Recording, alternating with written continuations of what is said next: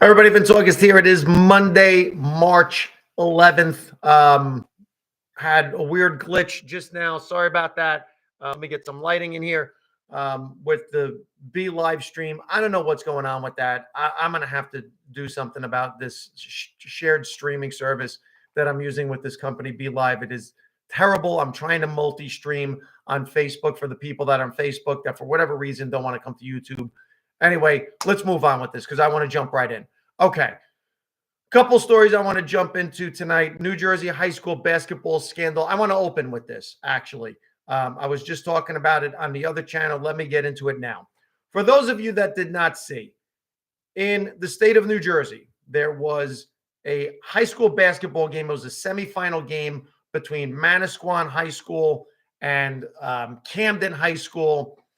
It is down to the last 4 seconds of the game. Camden High School is at the free throw line. It's a 45-45 game. Kid from Camden sinks the free throw, makes it 46-45.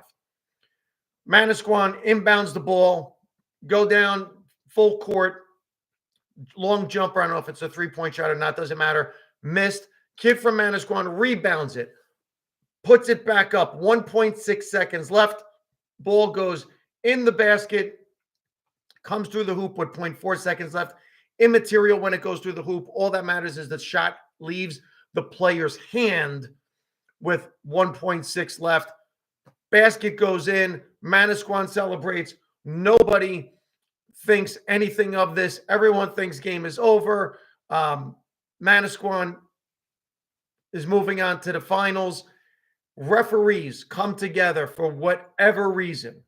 I don't know which official said, hey, guys, problem. Referees come together. 3 referees come together. Referees wave the basket off. Apparently, some referee did not think the shot got off in time. Okay. One of the things I always tell people, second you walk out the door, you have to assume there is a camera on you at all times. I don't know if they realized that someone was filming this game, not filming this game, and 1,000 people in the audience, but there is a camera from behind the basket looking at the play go up the court with the scoreboard, with the clock. There is no question about it. This kid gets the ball off with 1.6 seconds left. It is unquestionable, undoubted. In fact, anyone who thinks that the basket should not have counted, clear bias, because it's looked at by state officials, referees, everybody, and everyone says blown call. So no one is doubting the call being blown. So that is not an issue here. What is at issue? Manasquan gets a lawyer, and the lawyer files a lawsuit in the Superior Court of New Jersey to try to overturn the outcome of the game. Okay. As a lawyer, I'm going to put on my lawyer hat here and tell you right now, no jurisdiction here. The jurisdiction for this does not lie in the courts, and here's why. One, you don't have a broken statute. You don't have a broken law. What you have is the NJSIAA. I believe it is. If I'm getting the name of the league wrong, someone please correct me and let me know what the correct name of the league is. But whatever the league is, they have their rules, and this is their rule. There's no instant replay. Whatever decision is made on the court during the course of a game is final, period, end of story, no discussion. Okay. So decisions made on the court, that's the way it goes. That's the way a game ends. Nothing to discuss, nothing to see here, end of story. All right, fine. So now what are we left with? So we're left with the outcome of this game. 1,000 people saw it. Everyone knows team got robbed. The rule is the rule. That's the NJSIAA rule, whatever it is. Here's my thing. If I'm the coach of Camden, I sit down with my team and say, guys, we saw the instant replay. I'm going to play it for you right now. Show your entire team what happened. Show them the outcome of this game. And then at that point, you have to let young men become adult men and make a decision, or let boys, teenage boys, have an opportunity to become men and make a decision right then and there. What are we going to do? We know we lost this game. Do we forfeit the game and the outcome of the game and say, Manasquan, you beat us, you advance. You won fair and square, you advance, go on. Or do you just say, hey, listen, you know what? Bad calls happen. We're the benefactor of the bad call. Too bad. That's what happens. I'm going to tell you this, as an athlete that's competed, as someone who still runs races, as someone who still is very much into athletics. I competed as a powerlifter. I've competed in different sports over the years. I could never look at a trophy. I could never look at accomplishment that I know for a fact I did not win and someone handed me this victory. I don't want that trophy. I don't want that medal. If I'm the kid from Camden, I don't want to play in that championship game because we shouldn't be there. The only reason we're there is because somebody handed us a victory for whatever reason it was, whatever they saw, didn't see. Me, I would forfeit the game and let the kids from Manasquan go play. That's just me. The bigger issue here for me is it's always adults that you look at in this circumstance. And it's not, I don't blame the kids. I don't blame the kids from Camden at all for any of this. They have no stake in this. The adults that screwed this up, first adults are the referees. Horrendous call. Horrendous call. I don't know if that referee has a bias. I don't know if he's from Camden. I don't know what the story is with the referee. I didn't want to look into it. Some people intimated that this was, there was a race element to this. It's a all black team versus an all white team. Black official makes a call. Jesus Christ. I hope that has nothing to do with this. I really hope that has nothing to do with this. That would be an absolute disgrace if that is the type of thing that's going on, that we're that divided as a country, that thing would happen in a high school basketball game. I doubt it and hope that that's not the case. I honestly believe a referee just blew the call. But worse is that there's another referee there that counted it good. And to me, it's what happened in that discussion. We still don't have the answer. What did the one referee say to the other referee that the guy called it good? The other guy comes over and says, no, I'm positive it didn't go in. And the other guy says, well, I'm positive it didn't go in. So one is positive it went in, the other one's positive it didn't go in. How do you go from one of them clearly being right to the wrong person convincing the right person that they were wrong? And it just goes to show you there's so many lessons in this game. There's so many lessons in what happened here. There's the first lesson. Somebody who's wrong convinces the person who is right that they were wrong. See what you just saw? You didn't see that. What do you mean? I didn't see the ball go through the hoop with 1.6 seconds? No, you did not see that. I'm telling you, he didn't get the shot off in time. That person was wrong, and they convinced the right person they were wrong. So first and foremost, holy cow, that's amazing that somebody saw something and didn't say, no, man, I'm not backing off of this. I saw the kid get the ball off. So there's the first thing. And I would love to know why that referee who called it good changed his mind. What was he told? What was said that made him change his mind? That's the first thing I'd like to know. Okay, first lesson. Second lesson, the coaches. Manasquan coach, my team got robbed. My team got robbed, and he fought for his kids, and good for him for fighting for his kids. Camden coach, someone please show me quotes. I haven't seen Camden comment at all on the game. I haven't seen the coach say anything. I haven't seen any comments come out of Camden whatsoever with regards to we should not have won this game. Manasquan won the game. The ball was shot in time. The ball went in the net. We're the benefactor of a bad call. Didn't see that. But then again, I get to the other point where adults, Camden principal, Camden athletic director, Camden head coach, you have to bring in those kids And you have to have a conversation with those kids and say, this is not right. We got beat. We should not be advancing. That team beat us. They should advance. Or at least say, look, according to the rules, we won the game. However, there's a bigger lesson here. Guys, let's vote. What do we do? Do we forfeit and let Manasquan go through? Or do we say, hey, this is it? Because as adults, here's the other lesson.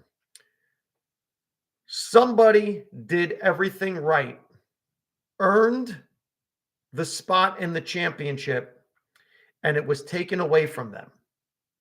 And that's a lesson. Sometimes you do everything right. You're the better team. You perform better. You win. And even when you win, there is someone there that can take that away from you. Even when you do what you're supposed to do, there is someone there that can remove that from you. The other lesson being taught here to young people, you could be beat, you could lose the game, but someone can intervene and hand you something you didn't deserve. You can lose, and someone can step in and say, you know what? I'm changing the outcome of this.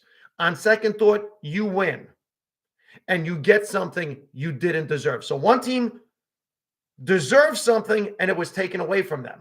The other team got something they didn't deserve. Huge lessons there. Huge lessons to be taught in life, because you know what? That is life. That happens. It happens a lot. And we're seeing maybe some of that happen more and more in life that makes you sit back and look at this and say, wow, what's going on here, man? What are we doing? What are we doing here? Interesting twist to the story. Camden goes on to the championship. The Manasquan team attends the championship. I don't know why people felt that they were going there with malintent, but Camden wins, and the Manasquan players applaud them. Applaud them. Now, from what I understand, there's also a video of Camden players consoling Manasquan players after that game. I hope that was the case. I think that's great if that's the case. This is not on the kids. This has nothing to do with the kids. This is all on the adults. I have nothing bad to say about the basketball team that plays in Camden. I have nothing bad to say about the basketball team in Manasquan. This is not about those kids. This is about the adults. And this was an opportunity for the adults to have a teaching moment all around. And in my opinion, I think they failed. I think they all failed miserably. Okay. That's that. Let's get to State of the Union real quick. Joe Biden comes out on Thursday after Super Tuesday. I think they purposely waited to find out if Trump was going to be the nominee. Once they found out he was the nominee for the Republican Party and Haley drops out, it made sense to have it on a Thursday and use the State of the Union as basically the first campaign speech for Joe Biden. That's not a State of the Union. In terms of the tone, he came out, angry old man yelling at the sky. Here's what we're going to do. It was not a unifying speech. It was a divisive speech. I don't think it served any purpose. And when you start a State of the Union speech talking about how you have to protect another country and stop, Russia from rolling tanks into countries they haven't invaded yet. Anyway, the only thing that is Joe Biden's saving grace from his State of the Union speech is that Katie Britt, who gives the rebuttal speech for the Republicans, was worse by a magnitude of 100. I don't know who in the Republican Party, the RNC, said, we want Katie Britt to be the person that delivers this speech. And this is another thing, by the way, I hear all the time how the DNC and the Democrats use specific people for specific reasons and specific purposes. And it's all about casting and it's all about identity politics. Well, obviously the RNC and the Republicans use the same exact playbook because they use this younger mom from Alabama sitting at her kitchen table to be relatable, I guess, to the younger people. I don't even know who she was supposed to be relatable to because her presentation was something out of a horror movie. I felt like I was watching the movie The Ring. It was so over dramatized, so over. I know that that woman doesn't speak like that. No one does. It was literally something out of an audition for a movie. It was so off-putting that I forgot about President Biden's speech because I was so just blown away by how bad the Republicans botched their opportunity. I mean, you have so many people in the Republican Party that could have delivered something in just a normal tone. And they went with this over drama. And by the way, I don't know if you've seen it. Scarlett Johansson goes on SNL and does an impersonation of Katie Britt that is so incredibly spot on, hilarious. Scarlett Johansson kills it. I mean, for as much as Tina Fey did funny Sarah Palin's, no, nothing comes close to what Scarlett Johansson did in a matter of 3 days to Katie Britt. So Republicans had an opportunity, botched it, but that's what the Republicans do. Nothing surprising there. Other huge story that happened over the weekend, Letitia James shows up at an event to honor firefighters, FDNY. She walks out, she gets booed. And I mean booed. Letitia James is the attorney general that brought the lawsuit against Trump for the credit fraud with his buildings and all of that nonsense that, you know, the building wasn't worth it. He was getting loans and you know, lied in his loan application and whatever, and everyone got paid and there was no victims. So Letitia James comes out, FDNY boos her mercilessly. No mercy, boo her. She says, oh, come on now, we're in a church, but they keep booing. Then start chanting, Trump, Trump, Trump. So what happens? The head of the FDNY, and what is her name? Laura Kavanaugh comes out. Now, she is like the head fire chief for the whole FDNY. She comes out and basically says, fellow firefighters, you need to rat out everyone that you saw boo or chant Trump. These people are going back in for some type of re-education. This is a real thing. This is a real thing that's happening in the city of New York. The head of the firefighters in the city of New York, who, by the way, has never been a firefighter. I want to get her name right. Laura Kavanaugh, never been a firefighter, never wore the uniform, never ran into a building, nothing. She's, again, these hires that makes you wonder why her. She basically tells, I want you to all rat on each other. I want to know who these people are. They're all going to be disciplined. Can you imagine where we are as a country, where 1 minute we're being told, make people feel uncomfortable. That's what protesting is. Get up in their faces. Maxine Waters, get up in their faces. Go up to them when they're at dinner. Get up and do this, do that, do the other thing. Do all of these horrific things. Yet somehow, some way, chanting, you know, booing and then chanting someone else's name. No threats of violence, no foul language, nothing else. And we want to gather these people for re-education. This is something out of some Orwellian novel. And that they're going to do this and they're going to pursue these people because it was actually a threat. Find these people, bring them to us, or else. If you are those people, come to us, or else, because we are going to search you out and find you.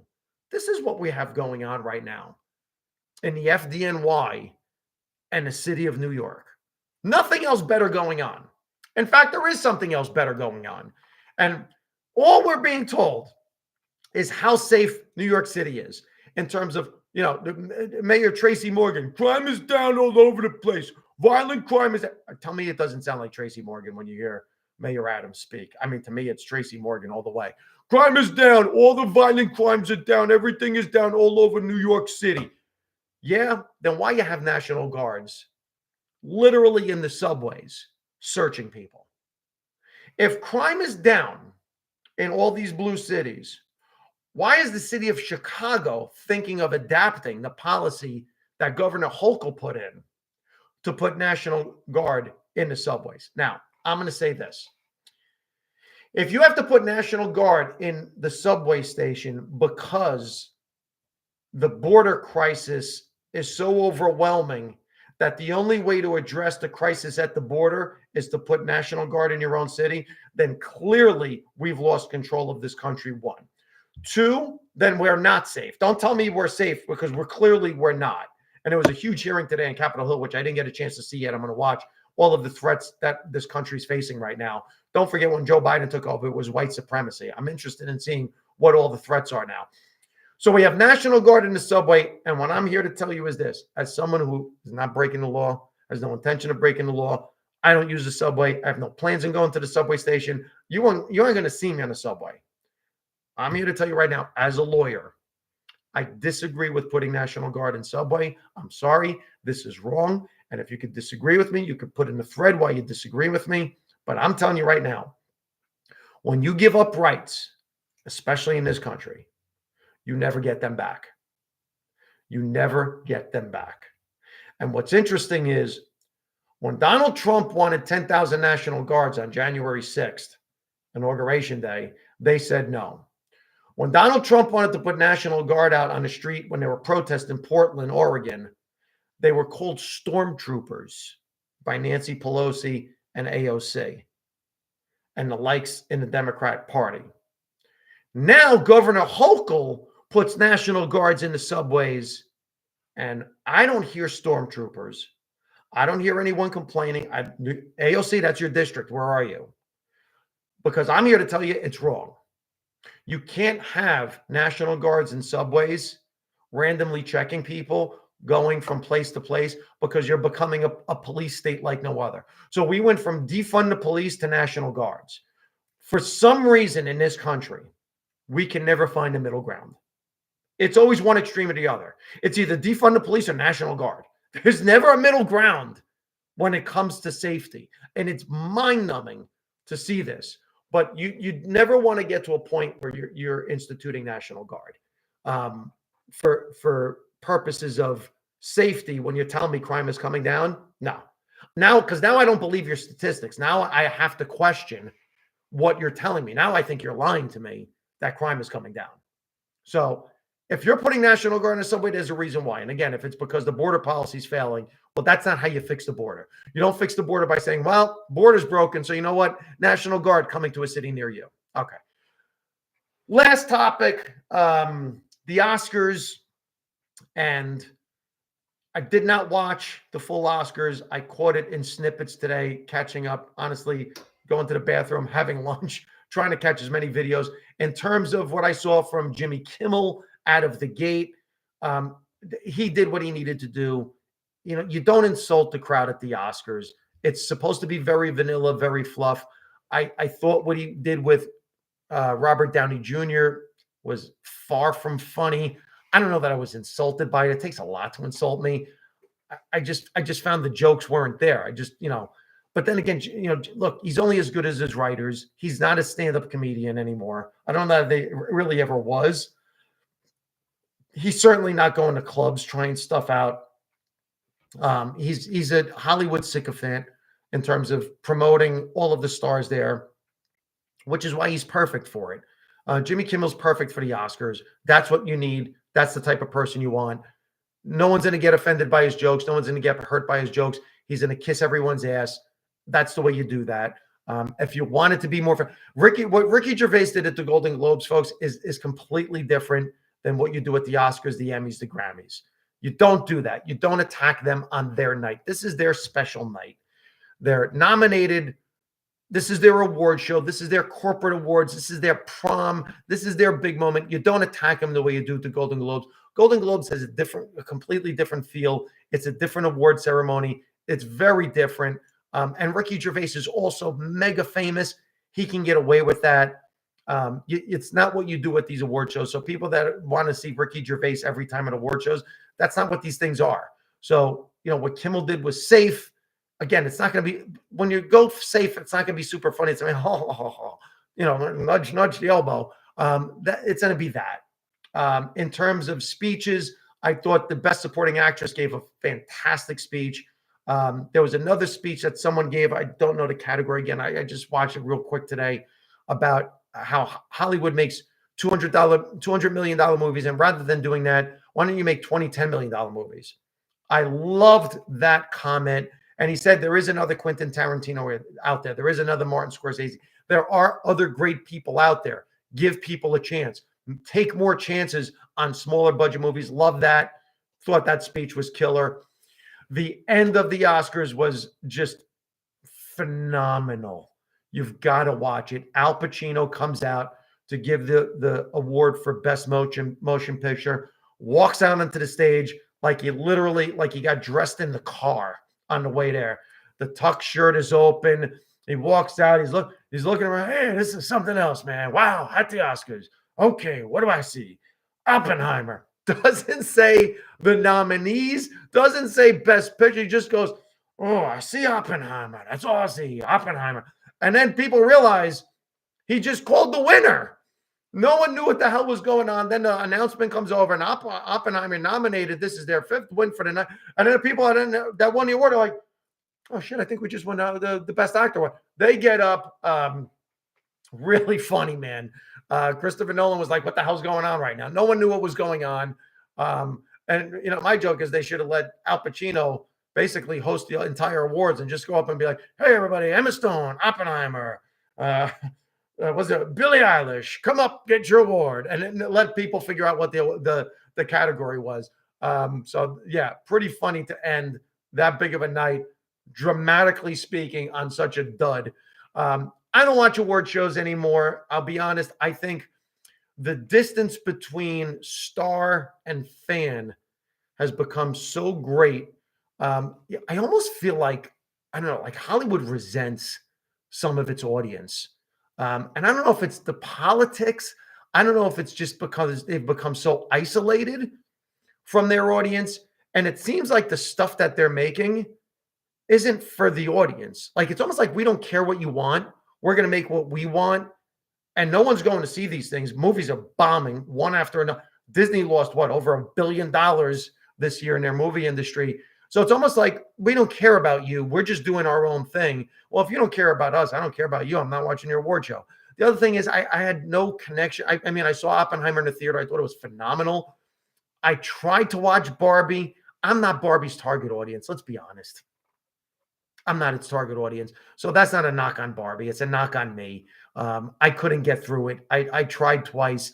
I get about 15 minutes in. I'm like, this is just movie's not for me. And this is not anything having to do with Barbie or feminism. Same thing with Lord of the Rings. I've watched 20 minutes of Lord of the Rings. Can't get through the first one. Never even tried the second or third one. Can't get through Lord of the Rings. And I'm a huge Game of Thrones fan, so it's not like that, John. It just, I don't know. It doesn't speak to me. I just couldn't get through it. So couldn't get through Barbie. Didn't see any of the other stuff. So there was nothing for me to really root for. I do want to see the movie with Giamatti and the young lady that won Best Supporting Actress. And I think that there's a lawsuit for that. I think the person who actually wrote the book or whatever is suing them. I don't know. I got to look into that. But yeah, that's the story, guys. We're at the half-hour mark just about. The stream conked out on Facebook.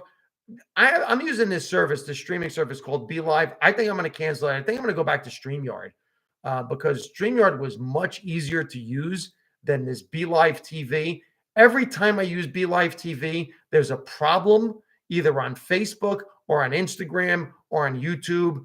I know some people were seeing me, some people were hearing me, others weren't. My apologies. You got to follow me on YouTube. This is where all the videos are going to be, guys. It's not going to be on Facebook. It's not going to be on Instagram. It's going to be here. So start following me here. I'm going to post this on Facebook, but you got to follow me here. So make a point of following me on YouTube.